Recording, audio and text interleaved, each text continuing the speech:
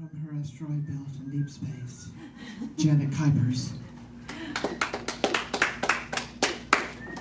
No, the Kuiper belt isn't actually filled with little rocks. It's filled with icy things because I'm icy cold.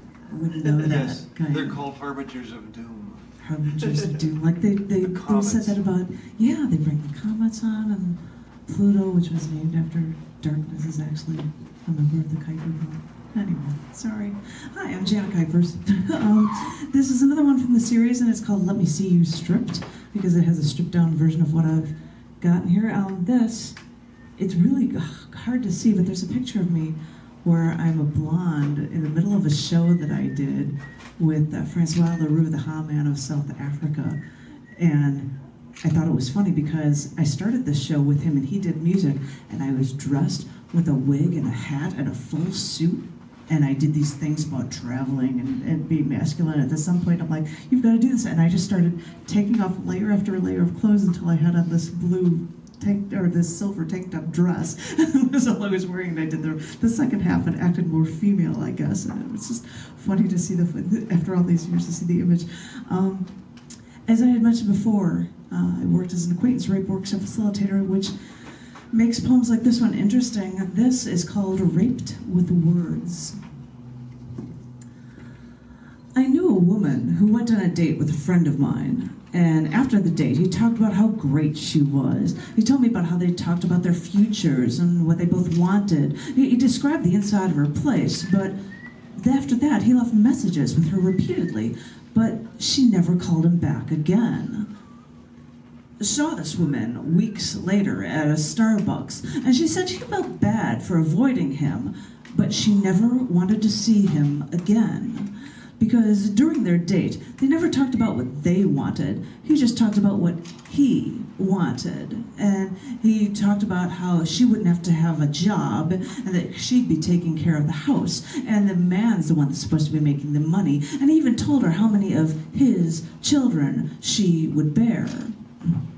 She wouldn't let him into her house. Does that mean he was looking through her window? And she said that after the date, she showered for hours because she felt like she had just been raped. And you know, hearing her story made me realize that you can rape someone with words.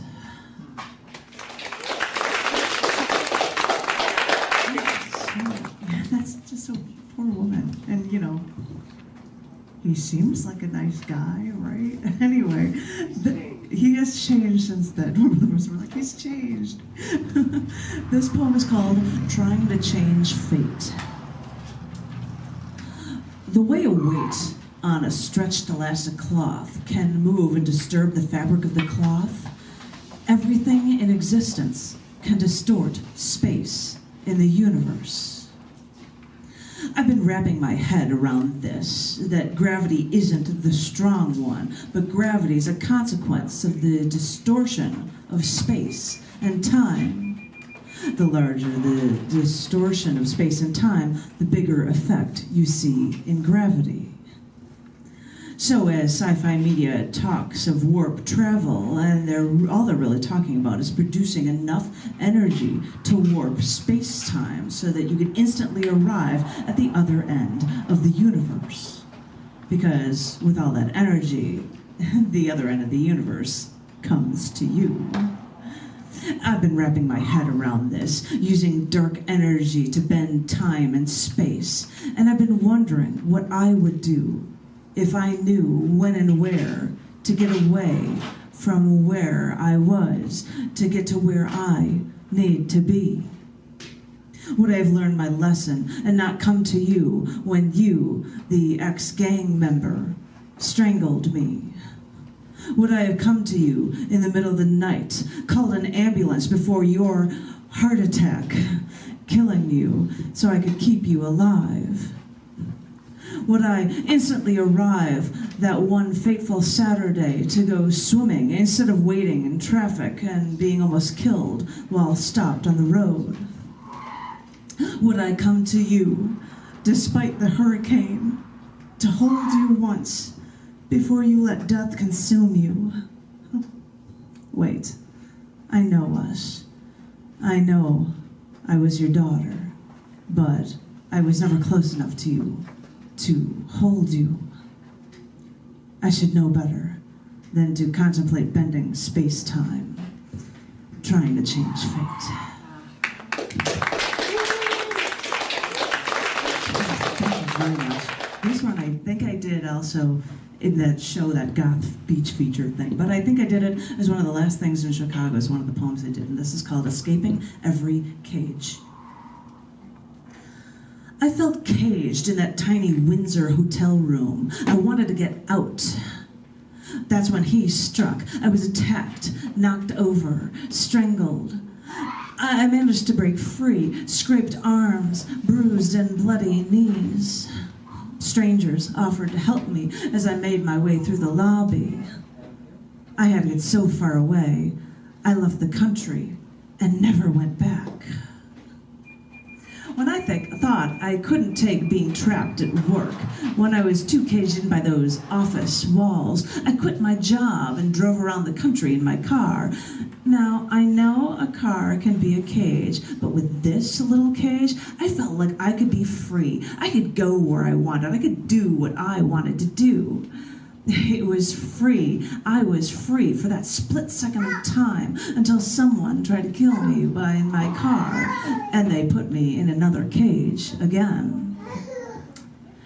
When I was in the hospital for weeks, I would tear that medical bracelet off of my wrist daily. Please, don't track me. And when I was able to walk, I would try to leave, but I didn't know where to go.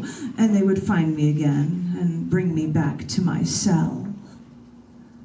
When I was a child, I wanted to get away from my family, wanted to get away from my town. I wanted something bigger, faster, stronger than everything I'd ever known before.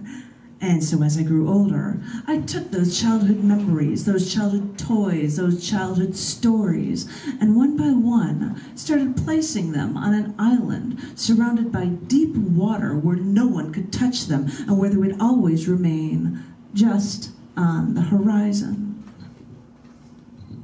I've always loved the water.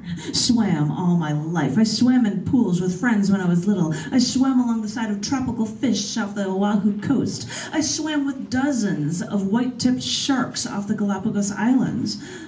When I get closer to water, I just get itchy to just jump in. But even when I could let go in the water, I'd see that island in the distance, holding all of my childhood traumas, and still never felt entirely free. One day, I decided to face those ancient cages, so they wouldn't hold me down. I wanted to face it all, battle all of those past demons. So I went down to the shoreline, arced my hand along my eyebrow, looked for that island of mine. The water of the shoreline lapped over my feet, pushing the coastline further inland today. I kept searching until I realized my island fell into the water. Everything from my past disappeared, except my memories. That day, I couldn't go into the water. We all have our cages. Sometimes we can't see them, but they're there, holding us back, restraining us, holding us down, holding us in. And as I sit in my cage right now, I look at these walls, hear the cars driving past me, and think of the things that hold us down. Yeah.